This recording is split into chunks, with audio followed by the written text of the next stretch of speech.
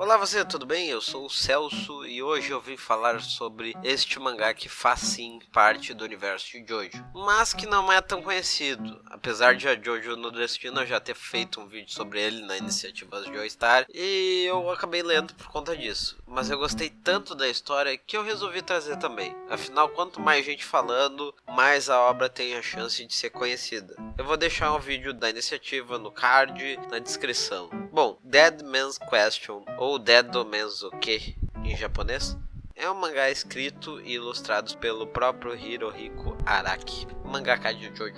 Ele foi publicado originalmente na revista da Shueisha chamada Manga Almen, de 16 de junho a 21 de julho de 1999, nas edições 12 a 14. Para quem não sabe, a Shueisha ela é a mesma editora que publica Jojo, Dragon Ball, Naruto, na Shonen Jump e diversos outros títulos que vocês já conhecem e sabem também. Esse mangá mais tarde ele foi compilado com outras histórias do Araki no mangá chamado Under Execution Under Jailbreak, lá em 2005, junto com Under Execution Under Jailbreak, Dulce and His Master e Tuz Spoke Kishibirohan, episódio 16, At a Confessional. Muito inglês pra mim, desculpe. E essa história ela é focada em um fantasma vagabundo que ficou preso na Terra, vivendo sua vida, enquanto tentava achar a felicidade através de assassinatos. Sim, eu falei que era Jojo, então é bizarro. Só que acontece que ele não tem nenhuma memória sobre quem ele é, e quando descobrimos quem ele é, causa um certo choque. Apesar de toda a internet já saber sobre quem é essa história, eu prefiro não falar sobre quem é o fantasma ainda, pois é um dos personagens chaves de Jojo, e se eu contar agora quem ele é, perde a graça. Afinal, até o próprio Araki escondeu quem era esse personagem pra gente ler essa obra, tirando a imagem do personagem que foi apresentado em Jojo, sabe? Pra gente desassociar um pouco. Eu vou chamar ele de Q,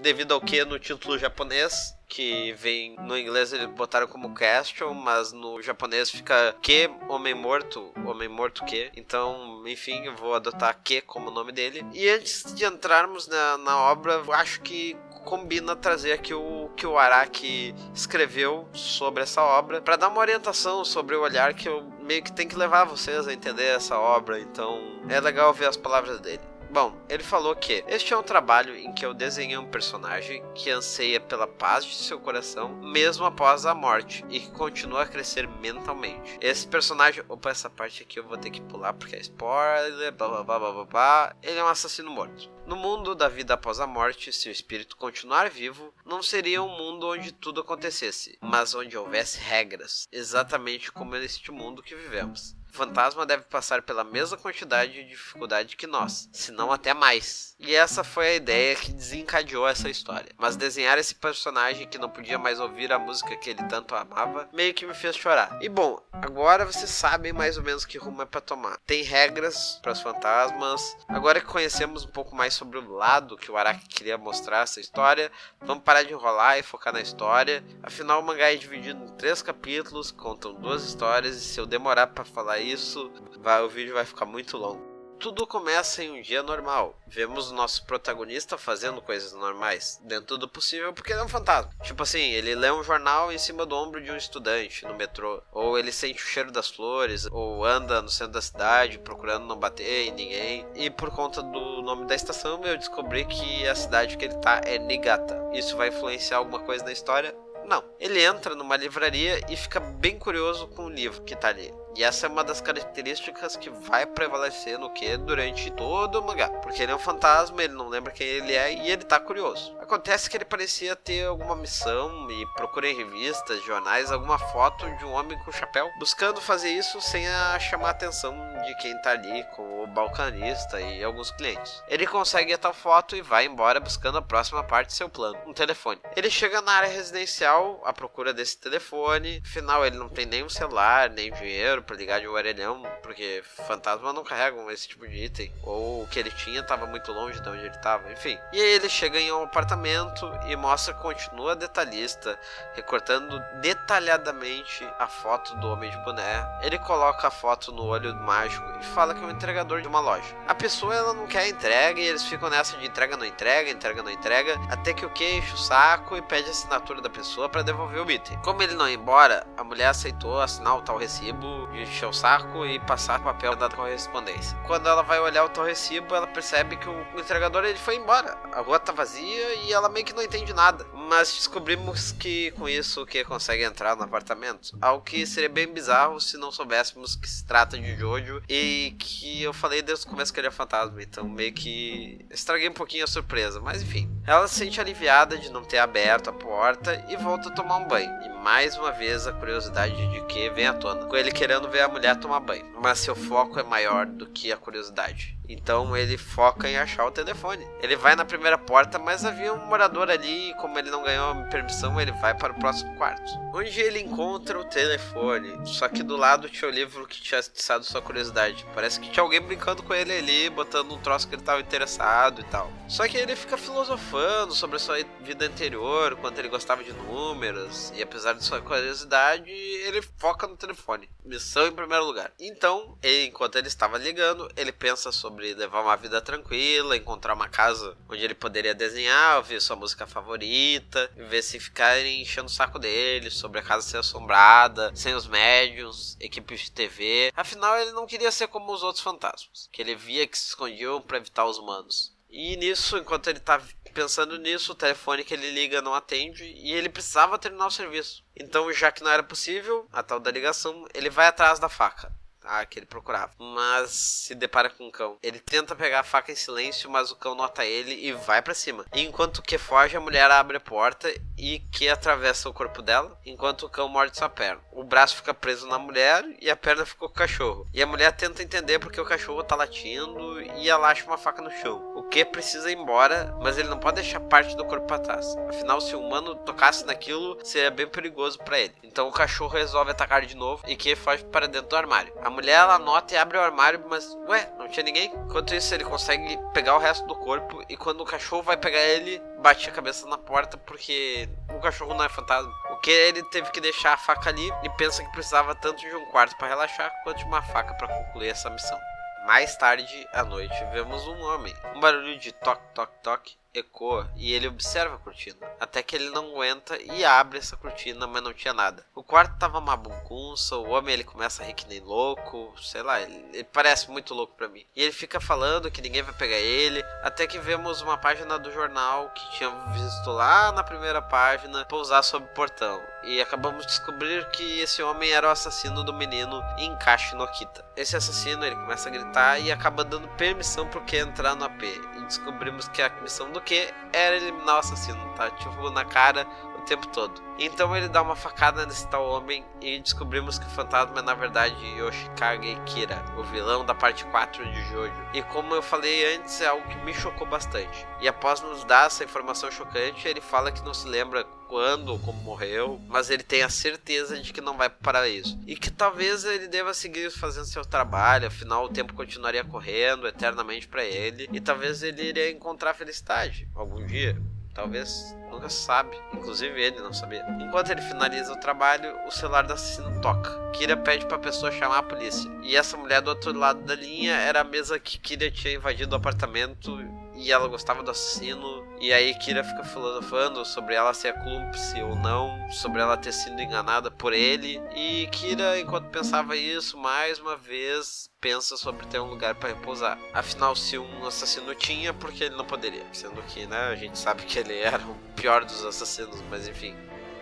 Então o dia raiou. Era um belo dia para dar uma caminhada, mas o Kira ele tinha que ir a outro lugar, mais ou menos uns 400 quilômetros, que é um pouco demais até mesmo para um fantasma. E Kira nos mostra como faz para conseguir dinheiro, como faz para pegar um trem, enquanto ele filosofava sobre sua vida anterior. Já no trem, sua paz é interrompida. Uma criança joga sua mochila no banco destinado a Kira e começa a gritar. Nisso vem um condutor e eu tive que pesquisar bastante para descobrir o nome condutor, eu não lembrava. E a mãe fala que botou a criança ali porque não tinha ninguém no tal banco e o cara fala que era os bancos reservados, mas ela insiste nisso e a criança começa a gritar cada vez mais alto até que o Kira se irrita e bate na criança que fica sem entender nada e ela fica olhando. Então o Kira pega o braço e aperta e a criança vai ficando assustada e quando vai gritar de novo o Kira pega o tênis dela e soca na boca e quando a mãe vem olhar ele usa o banco para descanso dos pés para aceitar a cabeça da mãe e os dois saem fora dali e o Kira pode finalmente voltar a ter ter paz, filosofando sobre a vida e sobre os acontecidos. E enquanto ele falava sobre a sua missão e tal, a nova missão que ele tinha aqui num lugar, sobre uma pessoa que vivia numa casa de soldado, acabamos vendo um flashback e descobrimos finalmente para quem Kira trabalha. Uma monge. Ela explica onde Kira deveria ir, diz que não tem prazo dessa vez. Kira enche ela de perguntas até que ela fala que é uma missão numa casa fantasma. Essa mansão, ela era de um soldado e ela se transformou num espírito, algo bem comum. E ela fala que muita gente estava morrendo nas proximidades da mansão e o Kira nem se abala com isso aí das pessoas morrendo. Ele fica até animado porque existe um lugar onde ele pode viver tranquilamente, uma mansão fantasma que nem ele. E nisso a monja indaga por que ele não quer ir pro plano espiritual. E rola uns papos bem filosóficos, bem cabeça, muito legal de ler. Bom, ele vai pra Moriô, sua antiga cidade, como a gente já sabe que é a cidade dele, e ele encontra a tal mansão. Ele fica surpreso ao saber que mesmo objetos podem se tornar espíritos, e deseja morar na mansão. Pois ele pode não apenas manipular objetos, mas ele pode sentir, porque são espíritos como ele. Bom, acontece que ele fica muito entusiasmado.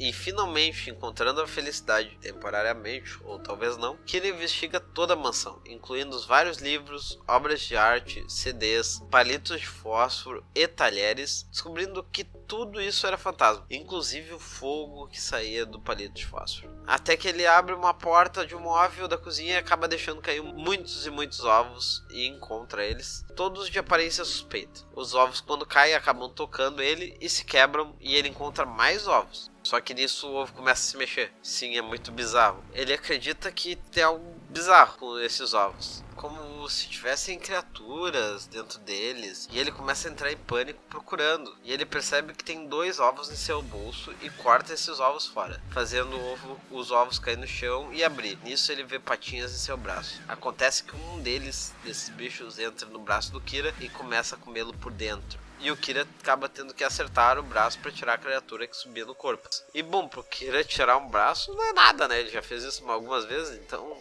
Acontece que ele chega à conclusão de que eles são decompositores de espíritos. E a mansão era meio que um ninho cheio deles. Ele acaba tendo que sacrificar o braço, como eu falei, enquanto pensava como funcionavam esses decompositores. Eles tentam purificá-lo, porque ele tocou seus ovos. E lembra de uma pintura, a pintura de Umeji. E quando está sendo atacado pelos decompositores, ele meio que vai atrás dessa pintura e cai. Só que nisso o seu braço acaba entrando na pintura e ele pega a arma que estava ali e usa a arma para matar as criaturas, os decompositores. O Kira escapa da mansão, felizmente, e fica indignado, porque era o lugar preferido e era na real uma armadilha. E ele resolve investigar as informações que a monja lhe deu, pensando se ela sabia ou não sobre os ovos, e afirmando que, se houvessem discrepâncias entre as histórias dela, ele faria com que ela descobrisse em primeira mão se existe um reino espiritual pessoalmente. Ele então se pergunta se o braço dela caberia no lugar dele. E agora que acabou os capítulos, temos alguns pontos que temos que abordar, mais focado nessa história do Kira ser o Kira e não ter ido de fato pro inferno ou um paraíso. Como eu já falei lá no capítulo 1, ele demonstra ter medo de cachorro, mas a gente não sabe se é por conta do stand do Kira ter forma felina, no caso o Killer Queen, ou se é por conta do Arnold, aquele cachorro da Haime que mordeu o Kira quando ele ia atacar a Haime e o cachorro arrancou sua mão fora, o que fez ele olhar para trás no beco e ser pego pelas mãos, como apontou a Jojo nordestina, ou se o medo dele se deve ao fato de que cães e gatos podem enxergar espíritos e isso estragaria o plano, como de fato aconteceu. Então não sabemos ainda qual das 3 opções é a válida. E por falar da parte 4, antes do Kira ser levado pelas mãos lá no beco da garota fantasma, a Haime diz pra ele que ele seria enviado para um lugar onde ele não conseguiria descansar. E meio que nisso o Dead Man's Question faz sentido, porque o Kira ele trabalha sem descanso, tentando chegar a algum lugar e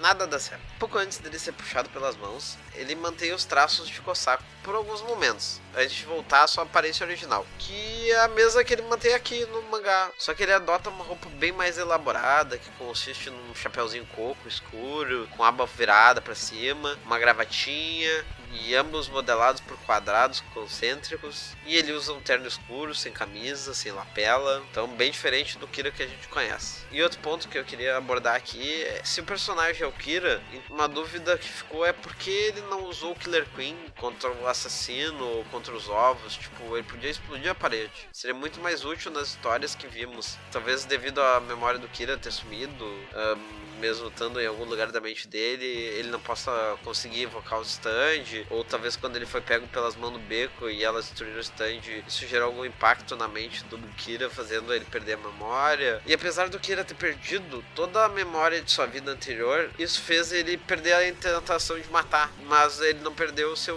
desejo por uma existência pacífica, e sua brutalidade latente também permanece, como a gente vê nesse mangá. E bom, existe uma teoria abordada por Miss Veia de que por conta da psicose, o Kira pode não ter sido considerado mau aos olhos de Deus, pois seu cérebro não funciona adequadamente, fazendo com que ele seja semelhante para Deus como uma criança, que faz que ele não tenha pecado, mesmo com todas as atrocidades que ele cometeu. Afinal, para ele era certo o que ele fazia, mas mesmo sem pecados, ele ainda está contaminado por ter matado gente, e é por isso que ele acaba como um espírito vagabundo. Tanto o céu quanto o inferno rejeitaram ele. Então ele acaba de volta à Terra sem propósito nenhum e como vagabundo, como eu já falei antes. Eu achei bem legal essa obra, sabe? Ela me fez refletir diversas vezes sobre vida após a morte e algumas questões religiosas, e o Kira diversas vezes, ele refletindo sobre as coisas, me fez refletir sobre as mesmas coisas. E eu acredito que seria incrível se ele ganhasse um OVA pela David Production. Já foi incrível ele ter ganhado uma skin em Eyes of Heaven, então imagina um OVA dedicado a essa obra magnífica. Nossa, ia ser fantástico. E bom, se você gosta de Jojo, do Kira, de mim, deixe seu like, comente aí embaixo que vídeo de Jojo você quer que eu traga, se inscreva no canal e até uma próxima. Falou!